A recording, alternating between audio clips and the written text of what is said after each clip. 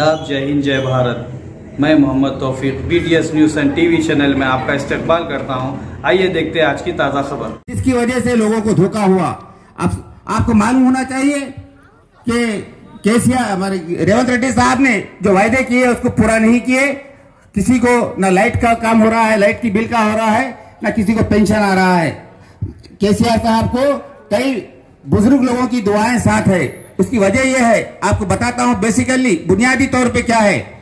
बुनियादी तौर पे यह है कि केसीआर साहब 28 और 29 तारीख के दरमियान उनके ज़ईफ लोगों के, बुजुर्ग लोगों के वजीफे डाला करते थे, जिससे दवाई और इलाज माले के अखराजात हुआ करते थे।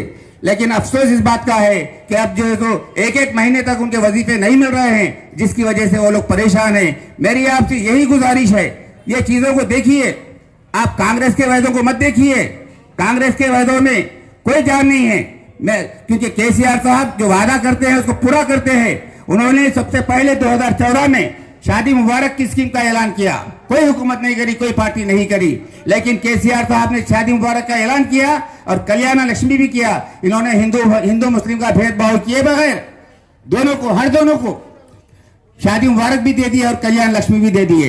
इसी तरीके से वजीफे भी दे दिए। लेकिन कांग्रेस हुकूमत 3 महीने के अंदर अपना चेहरा बता चुकी है। इसको देखिए। मेरी आपसे गुजारिश है, क्योंकि ऐसे हालात भी गुजरे हैं केसीआर साहब के दौर में कि कोरोना जैसे हालात भी गुजरे हैं। वो टाइम पे भी जनाब केसीआर साहब ने जो काम किया, जो पैकेजेस दिए चावल के, अनाज के और पैसों के, सिर्फ हैदराबाद तेलंगाना को नहीं दिए, बल्कि तेलंगाना में जो बाहर के जो माइग्रेंट थे, बाहर के जो महाजरीन थे, उनकी भी मदद की। ये बहुत पूरे हिंदुस्तान में इसकी तारीफ हो रही है, इसकी तारीफ हो रही है। बस ये चीजों को देखिए। इंसानियत भी एक मजहब होता है। इंसानियत के नाम पे केसीआर साहब ने यहाँ पे जो है तो आप लोगों को फायदे दिए हैं। कोई उनका जाती मकसद नहीं है। मेरी आपसे गुजारिश है एक बार, क्योंकि यहाँ पे हमारे एमएलए साहब है, BRS का एमएलए या मुशीराबाद से है, तो MP भी BRS का ही होना चाहिए। आपको मालूम होना चाहिए पूरे GHMC ग्राउंड में, GHMC के जितने हदूद है, पूरे के पूरे एमएलए ने अच्छा बेहतरीन काम किया, जिसकी वजह से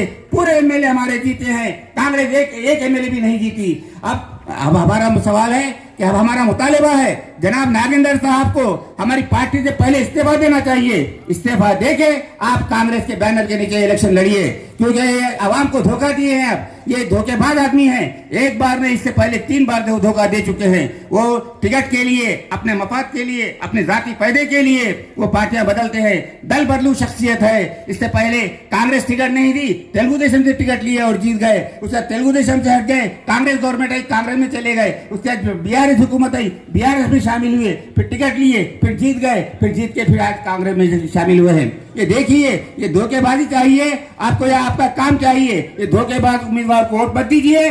BRS के उम्मीदवार पद्माराव गौड़ गली से दिल्ली तक का लीडर है। वो आपको हर गली गली में आप फिरने को तैयार है, और गली का लीडर ही हमको पसंद है, क्योंकि आम आवाम से वही मिल सकता है। ये AC और DC में बैठे होता उनसे वो वैसा कैंडिडेट आम शख्सियत से, आम आदमी से नहीं मिल सकता। इसीलिए पद्माराव गौड़ आम आदमी से मिलने वाली शख्सियत है। आप आधी रात को जाइए, आप सुबह में जाइए, आप चलते हुए उनको रोकिए, बराबर वो आपसे मिलकर आपको रिस्पांस करेंगे और आपको जो आपके जो मसाइल है उसको पूछने की कोशिश करेंगे। मुझे जो मौका दिया गया इसके लिए शुक्रिया। जय TRS, जय BRS, जय केसीआर। जुबान साहब से गुजारिश कर रहा हूँ कि वो स्टेज पर तशरीफ लाए। औज़ुबिल्लाहिमिनश्शैतानिर्रजीम, बिस्मिल्लाहिर्रहमानिर्रहीम, अस्सलामु अलैकुम रहमतुल्लाहि व बरकातहू। जय तेलंगाना। प्यार के निशान को लेके आज तक हिंदू, मुस्लिम, सिख, ईसाई सबको खा गई कांग्रेस आई। केसीआर की क्या पहचान? रोटी, कपड़ा और मकान। जैसा कि आप जानते हैं, आज इंतखाबी जलसे का आगाज बुलकपुर में हुआ जा रहा है। आज के जलसे के सदर अली जनाब मेरे दोस्त शरीफुद्दीन साहब, अली जनाब वाई सिनू साहब, जहांगीर साहब, जो चीफ गेस्ट आए शेख अब्दुल्ला सोहेल साहब, अखलाक साहब, जहीरुद्दीन समर साहब, मकबूल साहब, इब्राहिम साहब, मोहम्मद अली साहब, चांद साहब, अतीकुर रहमान साहब। ये जोकरों की गवर्नमेंट आई, सबसे बड़ा जोकर रेवंत रेड्डी दिख रहा मेरे को। उन्हें तेलंगाना के सीएम के लायक दिख रहे नहीं कैंडिडेट। ऊंचे ऊंचे कपड़े, ऊंचे ऊंचे शटा, ना उसका कुछ मुकाम ना कुछ है। उसको और केसीआर साहब को कंपेयर करें तो बेचारे केसीआर साहब एक अच्छे आदमी दिखते, ये रेवंत रेड्डी जोकर दिख रहा है। ये जोकर और जोकरों को लाके कैबिनेट में मिनिस्ट्री बनाया, कई रेड्डियों को मिनिस्ट्री बनाया, कई राव को बनाया, कई को दूल्हे भाइयों को नहीं बनाते क्या, मियाँ भाइयों को, मुसलमानों को नहीं बनाते, कई को मुसलमान अच्छे नहीं दिख रहे तुम्हारे को। जब वोट लेते हो मियाँ भाइयों की बात, मुसलमानों की बात, जब वोट ले गवर्नमेंट बन गई तो रेड्डी आ गया, राव आ गया, तो एक दूल्हे भाई आदमी आया तुम्हारे को। एक भी मुसलमान कांग्रेस में काबिल नहीं है तुम्हारे, एक भी मुसलमान को तुम मिनिस्ट्री दे नहीं सकते। यही है तुम्हारी फिरका परस्त जहन, यही है तुम्हारी आरएसएस की चड्डी जो तुमको घूम के हमला करते गए आप लोगों को। ये रेवंत रेड्डी आरएसएस की चड्डी, इसको हम बोले हम इलेक्शन से बिफोर, इसकी सबूत एक हमारे मसाइल को, हमारे मसलों को हल करने वाला एक भी कांग्रेस में काबिल मुसलमान नहीं है, एक भी मिनिस्टर नहीं है। देखिए अब 10 साल हुकूमत केसीआर साहब ने महमूद अली साहब को मिनिस्ट्री दिया। हमारे मसाइल, हमारे परेशानियां, हमारे मसाइल को, हमारे बुनियादी मसाइल को, हमारे शहरी मसाइल को हमारा भाई समझ सकता है। हम किसके पास जाएं? अब कोई मिनिस्टर ही नहीं है यहाँ पर। अब उन्होंने इनके दूल्हे भाई, बड़े भाई, वो 400 पार वाले बोल रहे, इनके बड़े भाई के थे नरेंद्र मोदी, इनके बड़े भाई। पूरी कांग्रेस पूरे हिंदुस्तान में जोर लगा रही नरेंद्र मोदी को झुकाने की, इन्हें बड़े भाई बोल के चल रहे। तो इसका मतलब उधर एक आरएसएस की चड्डी, इधर एक आरएसएस की चड्डी, उधर रेड्डी, इधर तेलिंदर, दोनों है। समझ गए ना भाई? आप मेहरबानी करके 13 तारीख के दिन, एक अच्छा आदमी है हमारा पद्माराव साहब, एक सेकुलर कैंडिडेट है, मुसलमानों के उनके इलाके में महमूदगुड़ा, वारिसगुड़ा, शाहबादगुड़ा, आप जाके पूछिए, वहां पर जाके देखिए उनके काम को, खबरस्तानों को, मुसलमानों के खबरस्तानों को, मस्जिदों को इतना डेवलप किया है पद्माराव साहब। मैं दरखास्त करता हूं आपसे भी कि आप अपना कीमती वोट कार के निशान को दें। आज देखिए, आज केसीआर साहब नहीं है, आज सब जने परेशान है। फिर दोबारा तेलंगाना की अवाम केसीआर साहब के हक में वोट डालना चाहती है। मैं मेरे भाई वो जज्बाती मत बनिए, ये कांग्रेस के भाई का मत आइए, क्योंकि रेवंत रेड्डी कभी भी खंडवा बदल सकता, उन्हें भारतीय जनता पार्टी में जा सकता। यहाँ पर कई जमाने से कांग्रेस के वर्कर काम कर रहे हैं, यहाँ पर गली गली फिर रहे कांग्रेस के वर्कर, अच्छे दानिशमंद मुसलमान है कांग्रेस, मगर एक भी मुसलमान को यहाँ से भी, मुशीराबाद, गोरखपुर से भी इतने मेजोरिटी रखने के बाद भी एक भी नुमाइंदे को ना चेयरमैन दिया ना मेंबर दिया। अरे लानत है रेवंत रेड्डी, तू हमारे को जितना तू हमारे को दबाएगा हम उतना उभर आएंगे।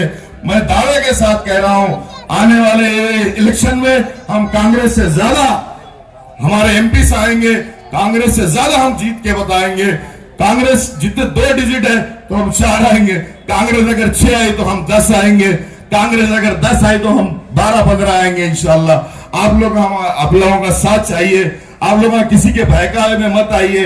आप मुस्तकबिल में 2 बार भी मोटा गोपाल साहब को भारी मेजोरिटी से, इस भोलकपुर से ज्यादा मेजोरिटी से आप जीता के बताए हैं। उसी तरीके से पद्माराव को एक तरीके से वोट दीजिए।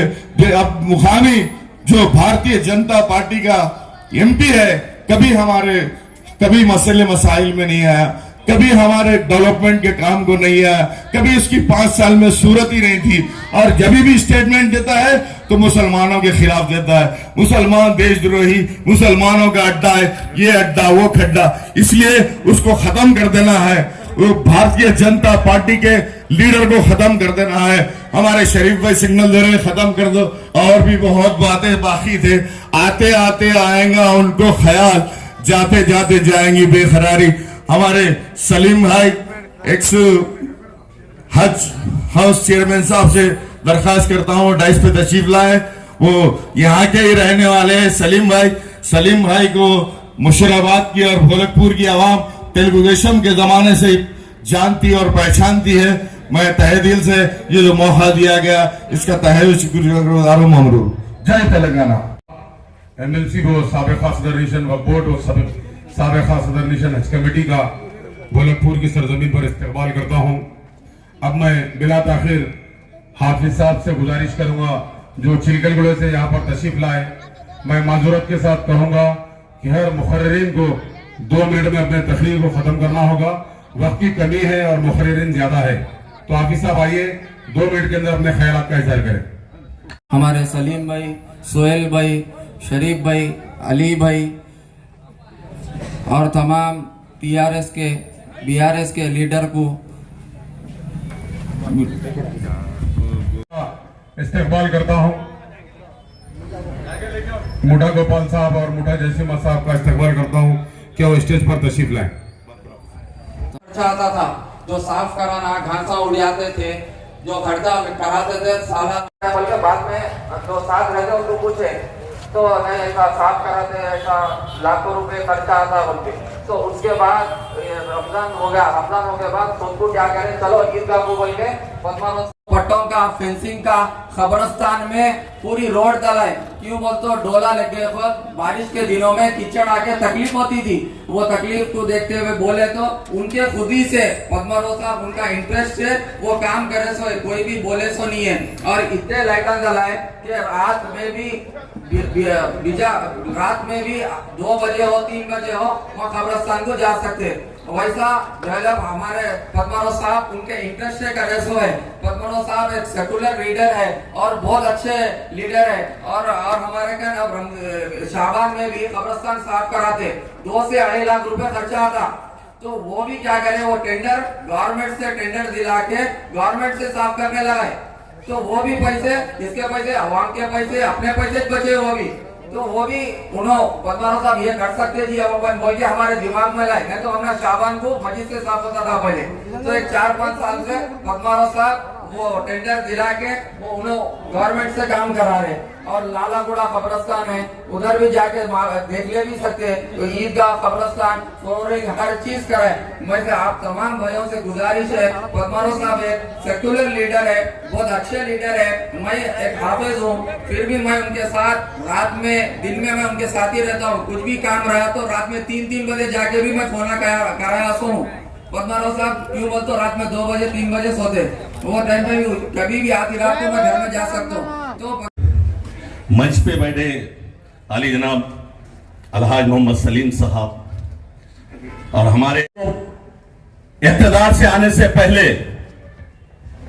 अलविदा किया और उन्हें बताया कि तुम एक मुसलमानों की दुश्मन टीम है। और ये दुश्मनी की बात करते हुए कांग्रेस को अलविदा कहने वाले, मैं दिल से उनका इस्तेकबाल करता हूं।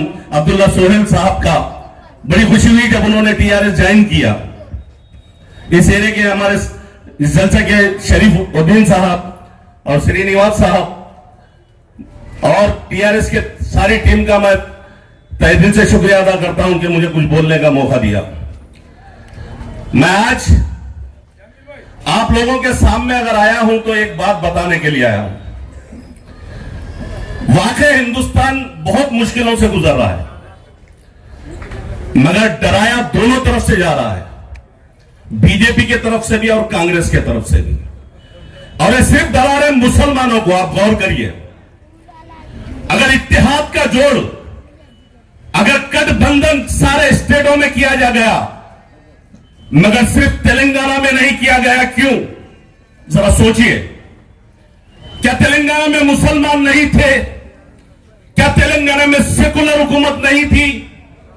BRS एक ऐसी हुकूमत थी जो सेकुलर थी, जो हिंदू, मुस्लिम, सिख, ईसाई को साथ लेकर चल रही थी, जो इतने स्कीमा दी, किसी एक कौम को नहीं दी, पूरे कौमों को दी, मगर उससे अपना गठबंधन जोड़ना मुनासिब नहीं समझा। उसकी वजह मालूम है आपको? भले ही कांग्रेस की दुश्मनी MIM से थी, असदुद्दीन ओवैसी साहब सिर्फ BRS की तायद कर रहे थे, इसलिए कांग्रेस ने BRS से गठबंधन नहीं किया। उन्हें असद साहब से दुश्मनी थी, मगर फिर भी BRS का नाम रखते हुए उन्होंने गठबंधन करना मुनासिब नहीं समझा।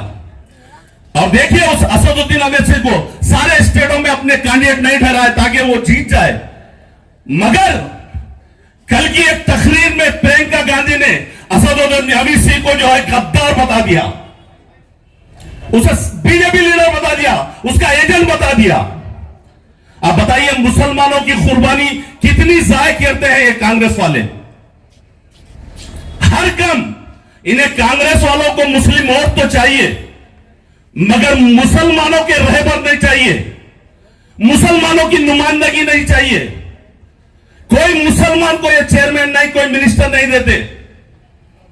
मैं परसों की एक रैली में बता दूं आपको, अगर वाकई अगर इस मीटिंग में कहीं कांग्रेस वाले हैं तो सुन ले, रेवंत रेड्डी के साथ अजहरुद्दीन भी ठहरा हुआ था गोरखपुर की उस सरजमीन पर, और उसे उतरने के लिए कहा गया। यह है मुसलमानों का उसके नजरिया। रेवंत रेड्डी ने उसे उनको उतरने के लिए कहा। अरे तुम जब मुसलमानों को साथ रखना नहीं चाहते तो फिर उनका वोट क्यों मांगते हो? और आप लोग एक ऐसे सेकुलर इंसान को छोड़कर जो तीसरे नंबर पर आने वाली पार्टी है उसको वोट देने की बात कर रहे हो। लास्ट इलेक्शन को भी नजर में रखो, भले ही गोरखपुर 2 हिस्सों में बढ़ गया था, बीआरएस और कांग्रेस में, मगर तब भी कांग्रेस की तीसरी पोजीशन थी। पहली पोजीशन भले ही किशन रेड्डी ने हासिल की थी। सिर्फ यही सोचना चाहिए कि हमने किस तरह अधूरा काम किया। सेकंड पोजीशन पे लीड बीआरएस कर रही थी, नया लड़का था साई किरण यादव, बिल्कुल नया, जो सियासत से वाबस्ता नहीं था, मगर उसने भी लीड हासिल की। अगर इस मौके पर हमारे पद्मा राव साहब जो एक सेकुलर डायनामिक लीडर है, जो काउंसिलर से 4 बार अगर काउंसिलर जीतते हैं तो वो काउंसिलर से एमएलए भी 4 बार जीत चुके हैं।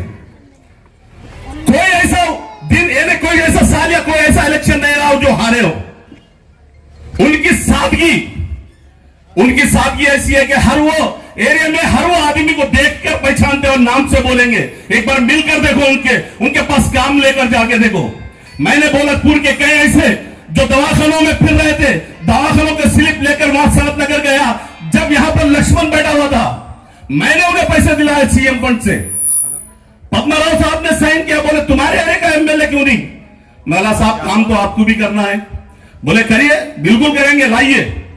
तो मैं लेके गया। मैं गवाहों कामों के साथ बोल सकता हूं, जो इंसान अपनी कुर्बानी, अपना पैसा, हर चीज देकर तुम्हारी खिदमत में रहना चाहता हो, वैसे इंसान को छोड़कर तीसरे इंसान के पीछे मत भागो।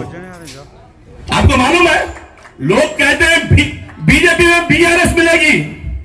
अरे जिसकी बेटी जेल में हो वो बीआरएस से तायद करेगी। अगर उसे इख्तियार लेना रहता या हुकूमत बना होता तो आज मोदी से मिलकर अपनी बेटी को बाहर लाते।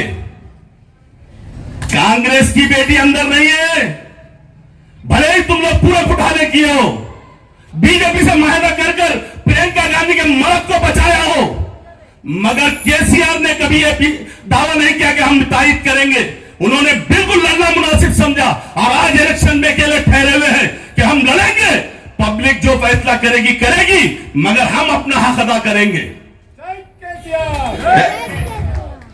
आपको मालूम होना चाहिए, ये एक ऐसा लीडर है जिन्हें नागेंद्र साहब कहा जाता है। सिर्फ इख्तियार की भूख है, इख्तियार की। जब कांग्रेस में थे तो आप जो है बीआरएस टीडीपी आ गई तो टीडीपी के पास पार्टी में ज्वाइन हो गए ताकि यहां मिनिस्ट्री मिल जाए। जब टीडीपी में जीते, बीआरएस इख्तियार पे आ गई तो बीआरएस में आ गए वहां पे इख्तियार के लिए। जब बीआरएस में है तब भी जीते क्योंकि उनका वोट उनको हासिल है, मगर तब भी वो जो है कांग्रेस की तरफ जा रहे हैं। वो इख्तियार का भूख आदमी है। आप बताइए अपने सच्चे दिल से रखकर, दिल पे हाथ रख के कि ये आदमी अगर जीतने के बाद बीजेपी में नहीं मिलता, इसकी क्या गारंटी है? ये डामाडोल आदमी है, अपना इख्तियार चाहेगा, तुम्हारे वोट की कोई खबर नहीं। ये भी नहीं सोचेगा कि मुझे मुसलमान ने वोट दिया है, मुझे सिख ने वोट दिया है, मुझे हिंदू ने वोट दिया है, मुझे ईसाई ने वोट दिया है, ये कभी नहीं सोचेगा, मगर अपने इख्तियार के लिए बीजेपी में जाकर मिल जाएगा। ऐसे इंसान को वोट मत दीजिए। अंजन कुमार यादव साहब लास्ट एमपी इलेक्शन में भी 1,51,000 73,000 वोट लिए थे, तीसरी पोजीशन थी। आप सोचिए, अगर यहां गुमराह भी कर रहे हैं आपको कांग्रेस की वजह से, तो आप सोचिए कि क्या वो उतने वोट ला सकते हैं? सिकंदराबाद क्या खाली एक भोलकपुर या मुशीराबाद नहीं है? सिकंदराबाद हल्के में जिनकी मेजॉरिटी से पद्माराव साहब जीतते हैं, वो भी मेजॉरिटी अगर लेकर आते हैं तो देखिए उनका वोट किधर जाता है। मैं आप अपना वोट जाया करने मत करिए। अगर आप इस तरह से करेंगे तो फिर बीजेपी जीत जाएगी। अपना वक्त बचाइए, अपना वोट बचाइए। मैं आप लोगों से रिक्वेस्ट करता हूं, बहुत रिक्वेस्ट करता हूं कि आप अपना वोट बीआरएस के हक में दीजिए। देखते हैं हमारे देश से हमें कौन निकालता है। क्या ये मंच पे बैठने वाला मेरा ये हिंदू भाई क्या सेकुलर नहीं है? ये सेकुलर आदमी है जो हिंदू मुस्लिम का झंडा लेकर तेलंगाना की सरजमीन पर खड़ा हुआ है। कौन निकालेगा हमें इस देश से? अगर एनआरसी की बात होती है तो गौर करो, असेंबली में केसीआर साहब ने बिल फाड़ कर कहा कि हम हमारे स्टेट में एनआरसी नहीं रहेंगे, मगर छत्तीसगढ़ और गोवा में कभी कांग्रेस ने नहीं कहा। जब इख्तियार में थे उन्होंने नहीं कहा, उनके सीएमओ ने नहीं कहा। फिर भी आप लोग यहां सोचते हैं कि हम कांग्रेस के फेवर में जाएंगे। कैसे जाएंगे भाइयों? आपको स्टेट की दुनिया को देखना नहीं है, आप अपने घर को बचाओ, पहले अपने स्टेट को बचाओ। तो आप अपना कीमती वोट 13 तारीख के दिन खासतौर पर, अभी भी अगर जिस किसी को वोटर स्लिप नहीं आई है वो पहले अपना वोटर स्लिप अपने पास रख ले, ताकि लाइन में ज्यादा खड़ने की जरूरत ना पड़े या ढूंढने की जरूरत ना पड़े। हमारे भाई अक्सर वोटिंग के दिन ढूंढते फिरते हैं। मैं लोकल लीडरों से भी अपील करूंगा कि घर घर वोटर स्लिप पहुंचाएं, चाहे वो कोई भी पार्टी से हो, वोटर स्लिप पहुंचाएं ताकि वोट डालने में आसानी हो। मगर प्लीज इस बार आप अपनी मेजॉरिटी हमेशा की तरह बीआरएस के हक में जिस तरह देकर जिता कर लाते हो, इस तरह इस बार भी मैं उम्मीद करता हूं कि आपका अपना हक बीआरएस पार्टी को रहेगा। और मेरा वोट मैं फखर के साथ कह रहा हूं, मैं हिंदुस्तानी हूं, तेलंगाना हूं, भोलकपुर की सरजमीन का, सिकंदराबाद का हूं, तो मेरा अपना वोट बीआरएस पार्टी को है। आप लोग वोट डालेंगे? जय तेलंगाना! आवाज नहीं है, गरजना चाहिए। जय तेलंगाना! Thank you. अब्दुल्ला सोहेल साहब से गुजारिश करता हूं कि अपने ख्यालात का इजहार करें।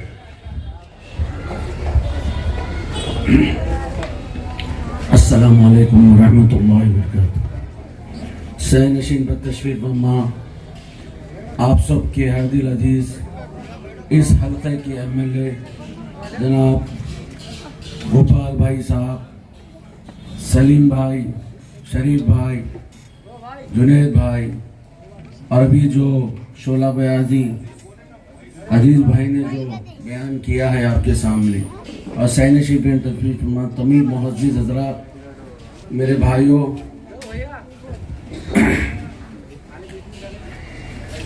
तेरह तारीख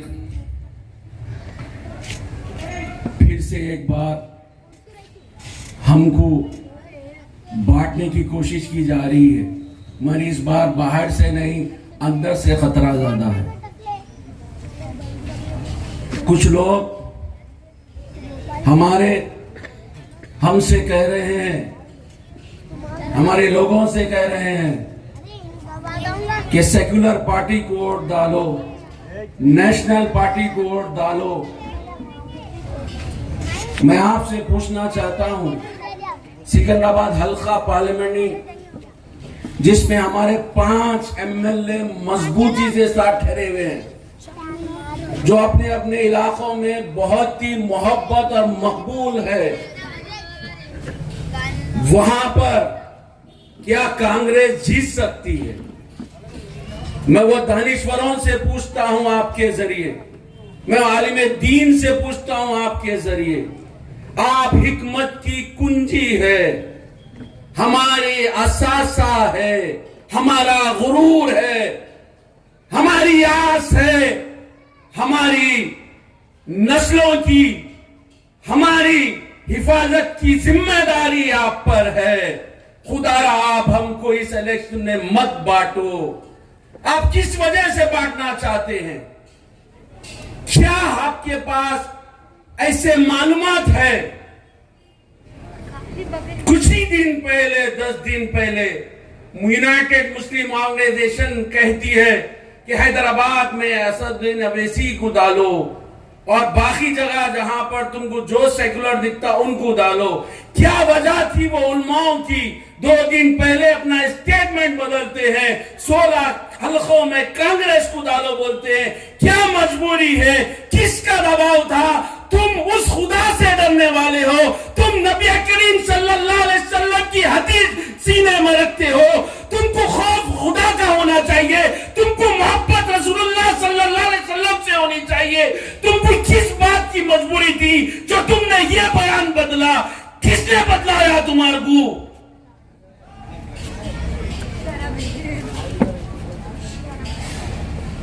आप देख रहे हैं 9.5 साल केसीआर साहब ने कभी आप पर उंगली नहीं उठाई।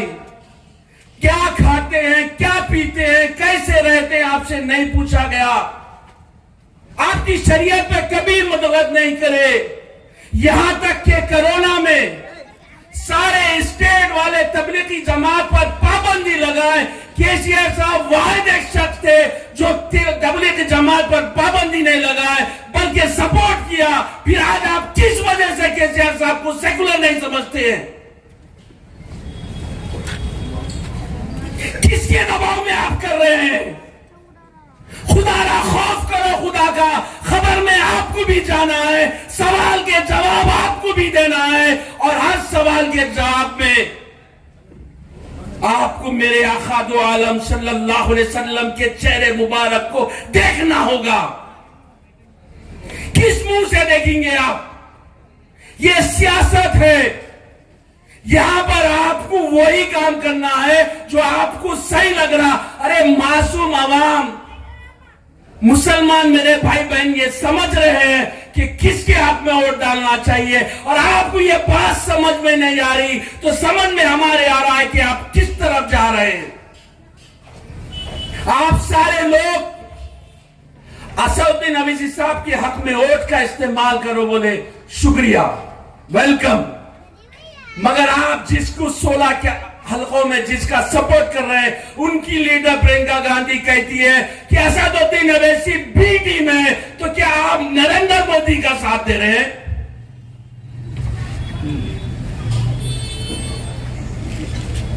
आपके सामने 13 तारीख एक चुनौती होगी मेरे भाइयों, क्योंकि हमको बाहर से नहीं अंदर से भी लड़ना है। आपको खुदारा मैं जानता हूं, आप भी बहुत दानिश्वर है। आप भी अपने घरों में फैसले बड़े खूबसूरती से करते हैं। आप भी अपने हक का इस्तेमाल करना जानते हैं। आपको भी मालूम है कि किस पार्टी ने आपका साथ दिया है। आपको कोई मसले में अकेला नहीं छोड़ा, वो केसीआर साहब है। आपको उनके हक में अपना वोट देना होगा। अभी यहां पर हाफिज साहब ने कहा है कि पद्मा राव साहब ने किस तरह सिकंदराबाद के मुसलमानों का साथ दिया है। आप वहां पर कोई भी मस्जिद की कमेटी से मिलेंगे, चाहे वो तबलीगी जमात की हो, चाहे वो अहले सुन्नत जमात की हो, चाहे वो अहले हदीस की हो, किसकी भी हो। आप अगर से वहां के कोई भी मुसलमान से पूछेंगे तो सब यही करेंगे कि पद्मा राव साहब बहुत ही सेकुलर, हमदर्द, हमने तुम जैसा एक आदमी है जिसका सपोर्ट करना जरूरी है। तो मेरे आलिम दीन, क्या आपको सिकंदराबाद के मुसलमान धोखेबाज लगते हैं? क्या आपको उनकी सोच गलत लगती है? आप अपने फैसले किस तरह से हम पर नाफिज कर रहे हैं, खुदा जरा सोचिए।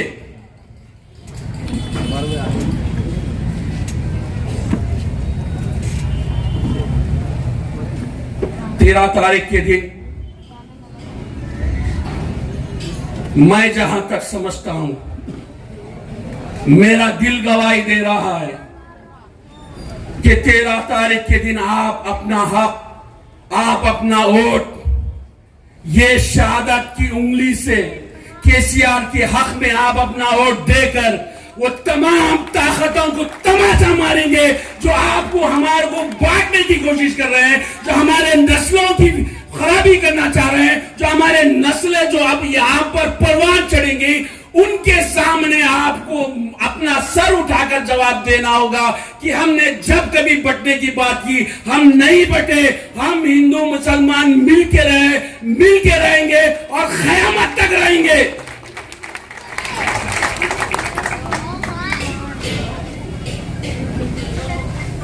मेरे पर्दानशीन बहनों, जो मेरी आवाज आप सुन रहे हो, आपसे गुजारिश है, आप 13 तारीख के दिन अपने कामों को थोड़ा सा मुलतवी कर दीजिए। सुबह 7 बजे अव्वलिन वक्त में आप घर से बाहर निकलिए अपने रिश्तेदारों के साथ, और आपकी जहां जहां भी आपके लोगों से बात होती है उन सबको कहिए कि खुदारा 13 तारीख के दिन केसीआर साहब के हक में वोट दीजिए। और ये कार केसीआर साहब जो चला रहे हैं, इसमें केसीआर साहब भी है, राम भी है, रहीम भी है, सभी इसी कार में है। आपको इस हक में वोट देकर करारा तमाचा मारना होगा। जो बीजेपी के छुपे हुए एजेंडा हैं, जो कांग्रेस की शक्ल में हमारे सामने आ रहे हैं, उनको बताना होगा, बाबा ये तुम्हारा स्टेट नहीं है, ये केसीआर का स्टेट है, ये हमारा स्टेट है, हमारे नस्लों का स्टेट है, या हम रहेंगे तुम नहीं रहेंगे। और तमाम एमआईएम के तमाम लीडरों से भी गुजारिश करता हूं, आपके कायद को जो लोग बुरा भला कह रहे हैं, खुदारा आप भी सोचिए, क्या ऐसे लोगों के हक में आप अपना वोट इस्तेमाल कराएंगे? क्या ऐसे लोगों की आप जमानत लेंगे जो खुद का नहीं है, अपने घर का नहीं है, कांग्रेस पार्टी का नहीं है, बीजेपी का नहीं है, टीडीपी का नहीं है? उन्हें हमारा तुम्हारा क्या हो सकता? जरा सोच के फैसला करना। आप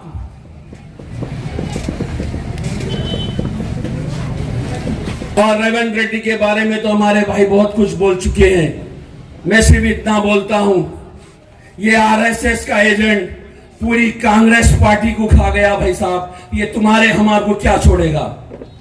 ये आज भी बड़ी हिकमत के साथ, जहां हम मुसलमान वोट ज्यादा है, वहां पर पूरी अपनी ताकत के साथ, पूरी हिकमत के साथ कोशिश कर रहा है कि हमारे वोट बढ़ जाए और बीजेपी का रास्ता आसान हो जाए। आपको मालूम होना चाहिए, सर्वे रिपोर्ट है, अगर से सिकंदराबाद में बीआरएस बहुत आगे चल रही है। इसको रोकने के लिए, तुम्हारे को हमारे को बांटने के लिए हर तरीके से कोशिश की जा रही है। खुदारा तुम मत बटो, याद रखो हम उनकी उम्मत में से है जो हम अगर से सोच ले तो फिर हम पर कोई मुश्किल नहीं होगी। मैं भरतपुर के बच्चे को जानता हूं, वो आशिक़ रसूल है। आपको आपके आका की मोहब्बत का वास्ता, आपको बटना नहीं है। 13 तारीख के दिन सेकुलर पद्मा राव के हक में वोट देकर आपको वो तमाम ताकतों के मुंह पे जबरदस्त तमाचा मारना है।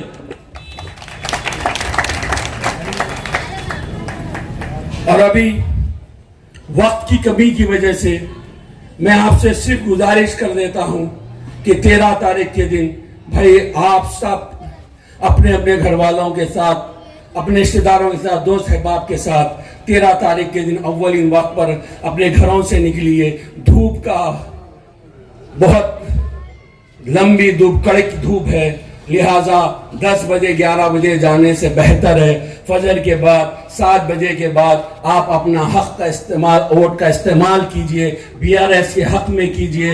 हमारे सेकुलर ताकत को और केसीआर साहब को इस वक्त सबसे ज्यादा आपकी वोटों की जरूरत है। उनको यकीन है कि कोई कुछ भी बोल ले, मैं जानता हूं तेलंगाना के मुसलमान को, ये बटने वाले लोग नहीं है। ये एक बार अपना फैसला कर लेते हैं तो इनका फैसला नहीं बदलते। मैं जानता हूं आपका फैसला बीआरएस के हक में हो चुका है। खुदारा 13 तारीख के दिन सिर्फ आपको बटन दबाना है और अपने हक का फैसला कर केसीआर साहब की जो आपके ऊपर भरोसा है, उस भरोसे की लाज रख लीजिए। शुक्रिया, जज़ाकल्लाह। जय तेलंगाना, जय पज्जन्ना, जय मोटा गोपाल साहब। भाइयों, सबसे पहले मैं आपका शुक्रिया अदा करता हूं, क्योंकि आप लोग नहीं है तो हम कुछ नहीं है। आपका कीमती वक्त निकाल के आके यहाँ बैठे आप लोग हमारी शान है। आप लोगों का बहुत तहे दिल से शुक्रिया अदा करता हूं मैं। मेहरबानी करके 4 तारीख के दिन तो कैसा भी 13 तारीख के दिन तो कैसा भी कार को जिताना है और नंबर है 4। 13 तारीख को तो 1 भी 3 कितने हो गए 4 बटन है 4 नंबर पे दबाना है। इस पे बैठे सवालों का भी बहुत बहुत शुक्रिया अदा करता हूँ क्योंकि टाइम नहीं है, बहुत मुख्तसर बयान करना है। कई और बाकी लोग यहाँ पे बैठे हुए हैं, मेरे से माने हुए शख्सियत भी यहाँ बैठे हुए हैं, मेरी कोई हक़ाक़त नहीं है जो मैं आप लोगों के सामने बयान कर रहा हूँ। आगाज करके देख अंजाम खुदा के हाथ है, आगाज करके देख अंजाम खुदा के हाथ है, भीगे हुए पर से परवाज करके देख। तो लिहाजा हमारे सेकुलर मोटा गोपाल साहब जो ये जलसा लगाया यहाँ पे, उनका बहुत बहुत शुक्रिया। और हमारे पद्माराव साहब एकदम सेकुलर है, जैसा मोटा गोपाल साहब है उन्होंने भी वैसी है। कभी भी आपको किस चीज की जरूरत पड़ेगी तो इंशाल्लाह हर चीज के लिए आपको सामने आएंगे पद्माराव साहब। लिहाजा मेहरबानी करके 13 तारीख के दिन कैसा भी अपन सुबह निकलना है, कार को वोट देना है। और एक बात खुशी से याद रख लीजिए, आप अपने घर से निकलते खुद कंपलसरी अपना आधार कार्ड लेके जाओ, क्योंकि लाइन में खड़ने के बाद उन्हें वहां से भिजाया था आधार कार्ड लेके आओ बोल के, तो लोग क्या करते छिड़के फिर नहीं जाते हैं। कंपलसरी अपने पास कोई भी शिनाख्ती कार्ड या आधार कार्ड कंपलसरी लेके जाना है, जरूरी है। और मुख्तसर बोलना है, कहीं तो परसों हमारे रेवंत रेड्डी साहब गड़े मुर्दे उखाड़े, कैसा उखाड़े हुए आज तक टीवी देखे होंगे तुम लोग। उनको पूछे क्या भाई मंदिर मस्जिद क्या बता रहे, मंदिर क्या बोल रहे भाई, तुमने पहले हमारे राजीव गांधी साहब ताला खोले, हम शिलान्यास करें। अरे 84 की बात थी वो, अब बोलने की क्या जरूरत है भाई, फिक्र है हमारे को, हमारा हिंदू भाई हमारा मुसलमान भाई रहमान, हम कैसा है यहाँ तेलंगाना का, हमारे को जरूरत ही नहीं है वो सब चीजों में जाने की। आप गड़े मुर्दे नकलो उखाड़ो, क्योंकि हिंदू मुस्लिम भाई भाई, इस बार मोदी भाई भाई, हिंदू मुस्लिम भाई भाई, इस बार रेवंत रेड्डी भी भाई भाई। तो लिहाजा केसीआर साहब कितनी मेहनत करे 10 साल में, आप लोग को मालूम है, शादी मुबारक, कल्याण लक्ष्मी, सीएमआरएफ, हमारे पद्माराव साहब वो सेकुलर इंसान है, घर घर जाके सीएमआरएफ दिए। एक हज्जाम इंतकाल हो गया उसका, 7 लाख रुपए उसकी बीबी को दिलाए, 7 लाख रुपए उसकी बीबी को दिलाए, इंतकाल होने के बाद भी सीएमआरएफ दिलाए।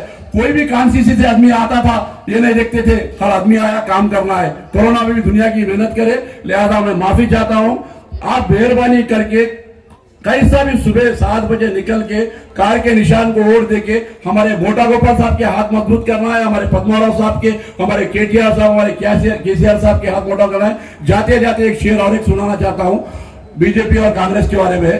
ताकतें तुम्हारी है, ताकतें तुम्हारी है, ताकतें तुम्हारी है और अल्लाह और भगवान हमारा है। ताकतें तुम्हारी है बीजेपी और कांग्रेस, यहाँ क्या कांग्रेस है वहां बीजेपी है ना भाई, तो ताकतें तुम्हारी है। ये मंजर भोपाली का शेर है, मैं थोड़ा चेंज करा इसको। ताकतें तुम्हारी है और अल्लाह भगवान हमारा है। अक्स पे ना इतराओ, अक्स पे ना इतराओ, आईना हमारा है। खुदा हाफिज, जय तेलंगाना। कार के निशान को साबिका एमएलसी व साबिका सदर निशन व बोर्ड से गुजारिश करता हूं कि अपने ख्यालात का इजहार करें।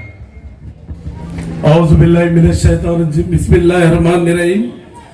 डाइस पे बैठे हमारे भाई मोटा गोपाल साहब और हमारे सोहेल भाई साहब, शरीफ भाई साहब और हमारे अजीज साहब और हमारे जितने भाई सब बैठे हुए, जहांगीर भाई, सबके नाम लिए तक लेट होता है क्योंकि टाइम नहीं है, सिर्फ 13-14 मिनट बाकी है, फिर हमारे एमएलए साहब बोलना है और भी लोग शरीफ भी बात करना है, हमारे शरीफ भाई भी। मैं आप लोगों से ज्यादा टाइम नहीं लेते हुए 2-4 मिनट ही बोलूंगा, क्योंकि आप लोग देख रहे हैं जब इससे पहले भी कांग्रेस गवर्नमेंट थी तो करंट का प्रॉब्लम, लाइट का प्रॉब्लम, सब प्रॉब्लम ही थे पूरे। फिर वही प्रॉब्लम चालू होगा, करंट बंद हो रहा, पानी का शॉर्टेज। केसीआर साहब सबसे पहले गवर्नमेंट आने के बाद डेवलपमेंट पे गए, करंट पहले लेके आए, पानी की कोई कमी नहीं है। आज तो तेलंगाना देखे तो अब सूखा सूखा रहता था, मगर आज अल्लाह का करम है, तेलंगाना में पानी और करंट की कोई कमी नहीं है। मगर फिर भी हमारे कुछ उलमाए मशाकिन से मैं बोलना चाहता हूं, क्योंकि सोहेल भाई बता दिया आपको, क्योंकि सोहेल भाई अच्छे तरीके से बताए, क्योंकि ये लोगों को चाहिए कि उलमाए मशाकिन न्यूट्रल रहना चाहिए, ज्यादा बात पॉलिटिकल में नहीं बात करना चाहिए, क्योंकि ये लोग पॉलिटिशियन है क्या, मैं पूछना चाह रहा हूं भाई। क्योंकि आप लोग दीन की बात बताइए, दीन बताइए, दुनिया बताइए, मगर वो इसको डालो, आप किसको देखे, आप कौन कैसा है कैसा मालूम आपको, आप क्या उसके दिल में जाके देखे। सब गलत है। मार्केट के मेरे भाइयों से भी मैं अपील करूं कि ये सब बातों में मत जाइए। आप लोग खुल के कार के निशान को वोट लगाइए, क्योंकि मैं ये चापलूसी के काम नहीं करता, किसी तुरुंखा से डरने वाला नहीं हूं। मैं किसके बाप का नौकर नहीं हूं, समझे आप। मगर मैं अल्लाह से डर के चलता हूं भाई। जो इंसान अल्लाह से डरता उन्हें किसी से नहीं डरता। ये जादू मुर्शदा ये सब चलते नहीं मेरे पास। अल्लाह का करम है, हम वोटोरी मजबूत पकड़ के चलते, समझे आप लोगों से मेरी गुजारिश है, क्योंकि मैं चापलूसी नहीं करता मैं, क्योंकि केसीआर साहब भी अगर गलत रहते तो उनकी तारीफ नहीं करते, हम बिल्कुल नहीं करते। क्योंकि उन्होंने आने के बाद इमाम मौजूदों को 5-5 हजार रुपए दिए। इंडिया में कोई गवर्नमेंट नहीं थी। आने के बाद 200 चिल्लर स्कूल कॉलेज रेजिडेंशियल स्कूल डाले, कौन डाले ये? और जामिया निजामिया में ऑडिटोरियम बनाए 20 करोड़ के ऊपर लगा के। अनिसुल गुरबा 600-800 गज का पुराना था एकदम, 4000 गज गवर्नमेंट की लैंड नामपल्ली पे देखे। आज आप लोग जाके देखिए अनिसुल गुरबा यतीम बच्चों के लिए जो बनाए। ऐसे कई स्कीम्स केसीआर साहब जो है ना, आज डबल बेडरूम कहा है इन लोग, 6 गारंटी बोले, 1 गारंटी आप लोग बोलो सबको गैस सिलेंडर बाहर क्या बोलो, जोर से खाना नहीं खाएगा। फिर आज इतने स्कीम जो बोले उन्होंने पैसे देने की बात, एक को भी कुछ भी नहीं मिला। तो मेरी गुजारिश आप लोगों से एक है, किसी को टारगेट बनाना नहीं है, क्योंकि आप लोग खुद समझदार है, बच्चे पढ़े लिखे अपने भी आजकल नौजवान बच्चे। पहले के लोग भटका के जाते थे, जैसा बोले सुनते थे। आजकल कोई भटकने वाला नहीं है। आप लोग अल्लाह से डरो, भगवान से डरिए। आप लोग ये सब चीज किसी के डर से जो ना काम मत करिए। आप लोग अल्लाह का डर रख के आप लोग जो है ना कार के निशान वोट लगाइए, क्योंकि कार ये हमेशा रहने वाली है, कार डूबने वाली नहीं है। हाथ कभी भी अपाच हो सकता है, कार नहीं होती, कार हमेशा जिंदा रहने वाली है। आप कार के निशान को वोट लगाइए, और आप लोगों का एक वोट कीमती है, क्योंकि पद्माराव साहब जीत रहे, 100% जीत रहे। इनको कोई रोक नहीं सकता, क्योंकि इनका पूरे पब्लिक में एक अच्छा माहौल है। क्योंकि आज हमारे 5 एमएलए ये सिकंदराबाद कॉन्स्टिट्यूंसी में, तो 5 एमएलए के एरिया में जो है ना अल्लाह का करम है। मैं भी थोड़ा सर्वे कर रहा हूँ, लोग बोल रहे हैं कि कांग्रेस के वो है, ऐसा है, बीजेपी आ जाती। बराबर पद्माराव साहब जीत के आएंगे। हमारे को किसी को निशाना बनाना नहीं है। सब लोग बोले आप लोग कार के निशान वोट लगा के कामयाब बनाए, क्योंकि टाइम नहीं है। माफी चाहता हूँ मैं, हमारे एमएलए साहब शरीफ साहब बात करेंगे, उसके बाद एमएलए साहब बोलेंगे। वक्त कम है, तमाम मेहमानों का हाजिर इकराम अस्सलाम वालेकुम रहमतुल्लाहि व बरकातहू। 7 से 8 मिनट बचे हुए हैं। मैं आपके सामने 2 अहम बातें रखूंगा, ताकि आपको खुला खुला ये समझ में आ जाए कि आज इलेक्शन जो होने वाले हैं, इलेक्शन जो होने जा रहे हैं, क्या आपकी समझ में आएगा। सबसे पहले आज हम लोग बाद नमाज जुमा तमाम सोसाइटियों से मुलाकात करें, और सोसाइटियों के अंदर कुछ लोग मशकूक बात कर रहे थे, क्या बीआरएस और बीजेपी का अलायंस है क्या। तो मैं वो सोसाइटी में भी बात किया हूं, और आपके दरमियान में भी रखने आया हूं। आप कोई भी समझ लीजिए, कोई भी एक बाप अपने लखते जिगर अपनी बेटी को अलायंस रखते हुए क्या जेल में रख सकता क्या। पिछले 55 दिनों से हमारी बहन कविता अक्का जो जेल में है, आज हमारा बीआरएस बीजेपी का अलायंस होता, कोई बाप अपनी बेटी को जेल में डालता क्या। एक बात आप जहन में रख लीजिए, हमारा बीजेपी बीआरएस का कोई अलायंस नहीं है। ये कांग्रेस वालों का ये वतीरा है हमेशा से कि इलेक्शन के वक्त आना, हमारा अलायंस बीजेपी से है बोलना। सबसे पहली बात, जब चीफ मिनिस्टर केसीआर साहब यहाँ पर थे, जो नरेंद्र मोदी कम से कम 10 साल में 10 बार हैदराबाद को तशरीफ लाए।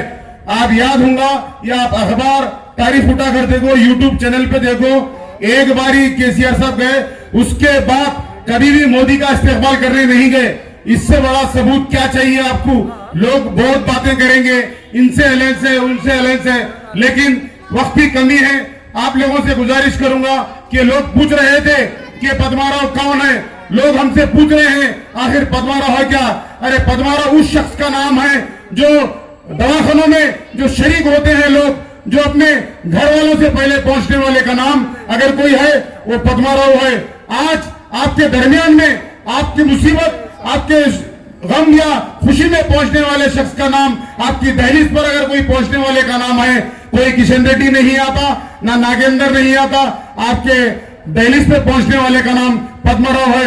यहाँ पर सिकंदराबाद के मेरे दो भाई आके बैठे हैं, आप इनसे पूछ लीजिए पद्माराव उस शख्सियत का नाम है, ये सिर्फ हुकूमत के फायदे ही नहीं दिलाता बल्कि अपने जाती खर्च से भी काम करने वाले का अगर कोई नाम है ये तीनों में तो पद्माराव का नाम है। वक्त कम है इसीलिए मुख्तसर एक ही बात करूंगा कि बीआरएस पार्टी 2001 से सेक्युलर है और हमेशा मरते दम तक सेक्युलर रहेंगी। जिस दिन भी हमको लगेगा कि फिरका परस्त अलग है, सबसे पहले हमारा इस्तीफा रहेगा। हम ऐसे फिरके परस्त लोगों के साथ नहीं रहते। लोग बोलने वाले बहुत बोलते, हाँ इतना मैं कह सकता हूं यहाँ के जो चीफ मिनिस्टर है वो मशकूक है। आप देख सकते हैं कि काबीना में एक मुसलमान वजीर को बर्दाश्त नहीं कर सकते, वो तेलंगाना के मुसलमानों को क्या बर्दाश्त करेंगे। आपके सामने सबूत है, बोलना नहीं चाहिए, वक्त की कमी है। आखिर में आपसे इल्तिमास है, गुजारिश है कि आने वाले 13 तारीख के दिन नमाज फजर के बाद हमारी माँ बहनों से भी मैं अदबन गुजारिश कर रहा हूँ, नमाज फजर के साथ 7 बजे से कबल पोलिंग बूथ में जाइए, कतार में रखकर शहादत की उंगली से केसीआर साहब के बीआरएस के निशान कार को वोट देकर पद्माराव साहब को इंशाल्लाह पार्लियामेंट में भिजाने का काम करेंगे। ये बोलते हुए मैं रुखसत लेता हूँ। खुदा हाफिज। जय तेलंगाना। अब आपसे मुखातिब करेंगे।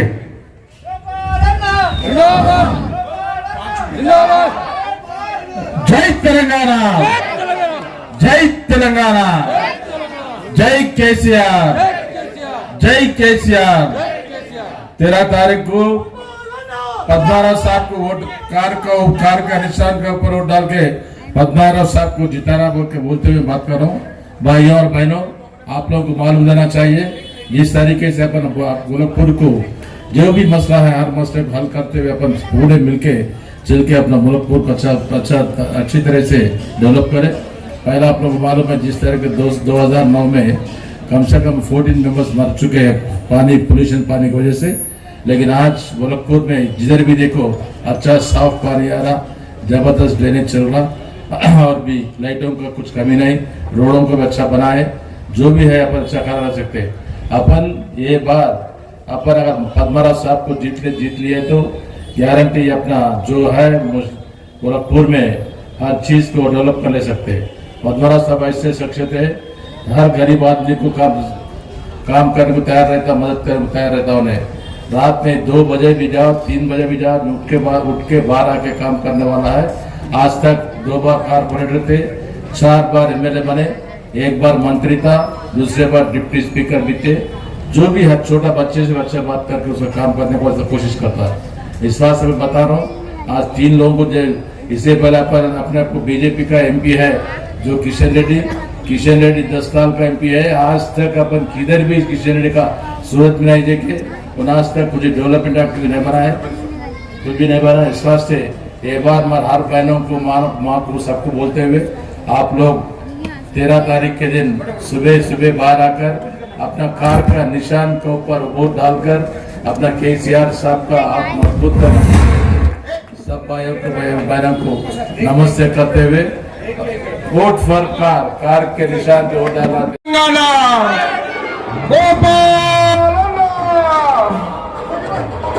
आप लोगों को मालूम होना चाहिए पद्माराव साहब की बहन भी शेखर रेड्डी साहब के दवा करने के पास ही है।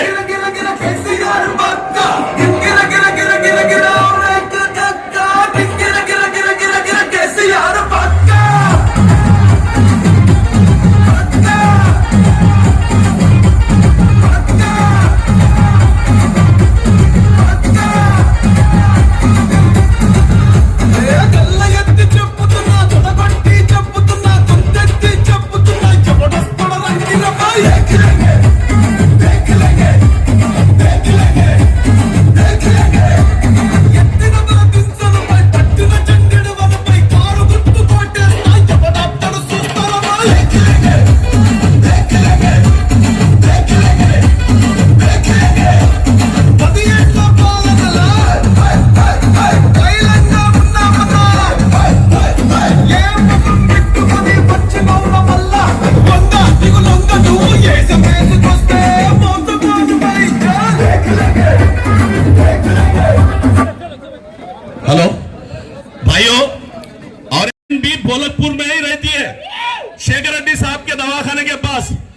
इतना होना लीडर होने के बावजूद होगा।